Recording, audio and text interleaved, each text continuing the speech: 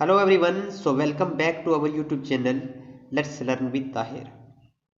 My dear friends, आज की इस वीडियो के अंदर हम बात करेंगे। आज जो फाइनेंस इंस्पेक्टर का एग्ज़ाम था, तो क्वेश्चन पेपर देख के आपको पता चल गया होगा।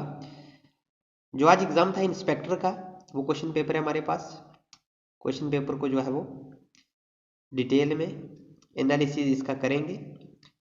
आपसे छोटी सी रिक्वेस्ट है, अगर चैनल पर पहली बार विजिट करें तो चैनल को सब्सक्राइब जरूर करें और क्वेश्चन पेपर को पूरा जो है वो वीडियो को वॉच करके अपना स्कोर जो है वो कमेंट बॉक्स में ज़रूर बताएं। तो देख लेते हैं। सबसे पहले क्वेश्चन नंबर जो 1 है, क्या पूछा गया था? The first education minister of independent India was. Independent India का सबसे पहला एजुकेशन मिनिस्टर कौन था? तो ऑप्शन दिए गए हैं। ए राजेंद्र प्रसाद, बी त्रिगुना सेन, सी केसी वेणुगोपाल, डी अब्दुल कलाम आज़ाद। तो इसका जो करेक्ट ऑप्शन है वो है ऑप्शन डी, अब्दुल कलाम आज़ाद जो है इंडिया के पहले एजुकेशन मिनिस्टर थे इंडिपेंडेंट इंडिया के। और इनकी जो बर्थडे है उसी दिन जो है वो 11 नवंबर को जो है इनकी बर्थडे होती है। तो इनके बर्थडे पर ही जो है वो नेशनल एजुकेशन डे जो है वो सेलिब्रेट किया जाता है। इनकी बर्थडे पर 11 नवंबर को होता है। देन उसके बाद क्वेश्चन नंबर 2 है, the Buddhist sites Vaishali and Nalanda are situated in which of the following states. India की कौन सी स्टेट है जिसमें जो है बुद्धिस्ट साइटें हैं? एक वैशाली है और दूसरी नालंदा। ये जो है वो लोकेटेड है। Option A Bihar, option B Chhattisgarh, option C Odisha, option D Assam. तो इसका जो करेक्ट ऑप्शन है वो है ऑप्शन ए बिहार। वैशाली और नालंदा साइड जो है ये बिहार में, इंडिया की जो स्टेट बिहार है उसमें ये जो है सिचुएटेड है। Question number 3, when does the entire earth experience equal days and nights. Question पूछा गया है, when does the earth entire earth experience equal days and nights. Equal days and nights जो है अर्थ पे जो है कब एक्सपीरियंस किए जाते हैं? A day of winter solstice, option B day of summer solstice, option C at orbital plane, और D day of equinox. So इसका जो करेक्ट ऑप्शन है वो है option D day of equinox. Then question number 4, question number 4, which of the following is the outer most solid part of the earth. Earth का जो outer most solid part है उसका नाम पूछा गया है, क्या है? क्या मेंटल है उसका नाम, क्या कैल्डिरा है, क्या क्रस्ट है, क्या कोर है? सो इसका जो करेक्ट ऑप्शन है वो है ऑप्शन सी क्रस्ट। क्रस्ट जो है वो वाटर मोस्ट पार्ट है। देखो यहाँ पे किसी स्टूडेंट ने बड़ी अच्छी तरीके से एक्सप्लेन भी किया हुआ है। जो इनर मोस्ट पार्ट होता है अर्थ का वो कोर होता है। उसके बाद जो दूसरा पार्ट होता है वो मेंटल होता है, और लास्ट पे जो वाटर मोस्ट पार्ट होता है वो क्या होता है? क्रस्ट होता है। तो इसका जो करेक्ट ऑप्शन रहेगा वो रहेगा क्रस्ट। और question number 5, which is the 7th largest country in the world by land area. Land area के हिसाब से दुनिया में 7th नंबर पर कौन सी कंट्री आती है? तो ये है जी India, option A India. Then चलते हैं question number 6, cirrus and cumulus are types of.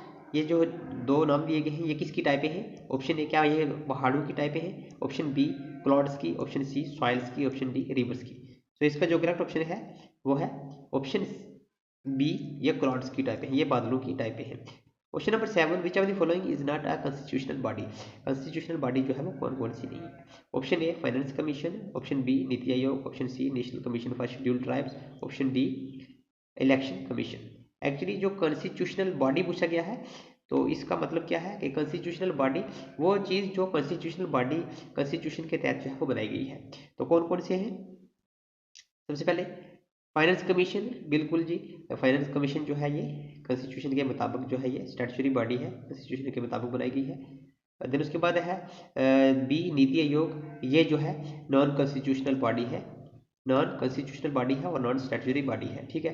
Then उसके बाद question number C, national commission for scheduled tribes. Scheduled tribes जो नेशनल कमीशन है ये भी बिल्कुल जो है वो कॉन्स्टिट्यूशन के मुताबिक बनाया गया है। और ऑप्शन डी इलेक्शन कमीशन, ये तीनों जो है। तो इसका जो करेक्ट ऑप्शन रहने वाला है वो क्या है? ऑप्शन बी जो है नीति आयोग जो है ये नॉन स्टैट्यूटरी बॉडी है और नॉन कॉन्स्टिट्यूशनल बॉडी है। Then question number 8, question number 8, which type of citizenship is provided by the constitution of India. Constitution of India जो है इंडिया का जो संविधान है वो कौन सी सिटीजनशिप जो है प्रोवाइड करता है? A single citizenship, B regional citizenship, C double citizenship और डी मॉनिटरी सिटीजनशिप। तो इसका जो करेक्ट ऑप्शन है वो है option A single citizenship. Question number 9, on which day is constitution day celebrated every year in India? Option A 30 November May, option B 26 November, option C 26 January, option D 15 October. इसका जो correct option है वो है option B 26 of November.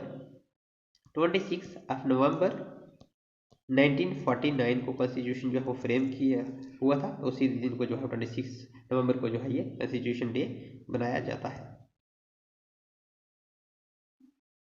Then question number 10, which of the following is not a feature of the Indian federal system? Indian federal system का कौन सा जो है वो फीचर नहीं है? बाइकैमेरलिज्म है, number B independent judiciary to settle disputes, ये भी है, सी सिंगल टीयर गवर्नमेंट ये है, ये नहीं है, और D division of powers between central state. ये तीनों जो है फीचर हैं और सिंगल टीयर गवर्नमेंट जो है ये नहीं है फीचर इंडियन फेडरल सिस्टम का। Question number 11, which are the following is not related to fundamental rights? Fundamental rights के मुताबिक कौन जो है वो रिलेटेड नहीं है? Right to form association, right to education, right to life, right to property. तो इसका जो करेक्ट ऑप्शन है वो है option D, right to property जो है ये फंडामेंटल राइट्स का पार्ट नहीं है। फिर उसके बाद question number 12, which of the following writs provides a remedy for a person who has been unlawfully held in prison? तो इसका जो करेक्ट ऑप्शन है वो है ऑप्शन बी, हैबिस कॉर्पस जो है ये क्या करती है, जो अनलॉफुली पर्सन होते हैं प्रिजन के कैद में जो होते हैं, ये रीट जो है वो हमें एक रेमेडी प्रोवाइड करती है उन पर्सन को। Question number 13, how many tiers are there in a Panchayati Raj structure in India? Option 1 जो है ऑप्शन ए जो है 1 है, option B 2, option C 3, option D 4। तो इसका जो करेक्ट ऑप्शन रहने वाला है वो है ऑप्शन सी, इंडियन पंचायती राज सिस्टम जो है वो 3 टीयर सिस्टम पे बेस है। फिर उसके बाद question number 14, who implements the model code of conduct for elections in India? Model code of conduct जो है वो कौन जो है वो लगाता है? Option A parliament, option B supreme court, option D high court, option C high court, option D election commission. So इसका जो करेक्ट ऑप्शन है वो है ऑप्शन डी, इलेक्शन कमीशन जो है ये मॉडल कोड ऑफ कंडक्ट जो है वो इंडिया के अंदर लगाता है इलेक्शन से पहले पहले। ये कुछ गाइडलाइंस वगैरह होती है, इनको जो है वो करना पड़ता है। फिर उसके बाद question number 15, when was the representation of the people act first passed? तो इसका जो करेक्ट ऑप्शन है वो है ऑप्शन ए 1951 जो है first representation of the people act first जो है वो पास कब हुआ था? 1951 में, यानी 1951 में। फिर उसके बाद है question number 16, in which of the following states there is a bicameral legislature? Bicameral legislature जो है वो कौन सी स्टेट में है? तो इसका जो करेक्ट ऑप्शन है वो है ऑप्शन सी, बिहार। बिहार जो है वो बाइकैमरल लेजिस्लेचर है। देन उसके बाद क्वेश्चन नंबर